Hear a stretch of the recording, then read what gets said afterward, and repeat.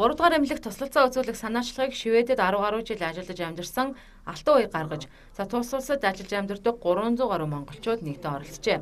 Тэд эмнэлгийн орчинд зайлшгүй хэрэгцээтэй зүйлсийг нарийн мэдэхгүй учраас эхний удаадаа энэ агаар цэвэршүүлэгчийг өгч эмч нараас шаардлагатай зүйлсийн саналыг асуухаар ирсэн байна. Та өөрсдийнхөө боломжоор сэтгэлийн хандив өргөж үйл ажиллагаа явуулдаг. Энэ жилийн хувьд бол агаар шүүгчийг яг эмнэлгийн сэхэн амьдруулах эмс заслын дасагт бэлгэлэхээр сайн үсийн хайна ингээд аппарат авчираа зай бэлгэлээд ингээд байж байна.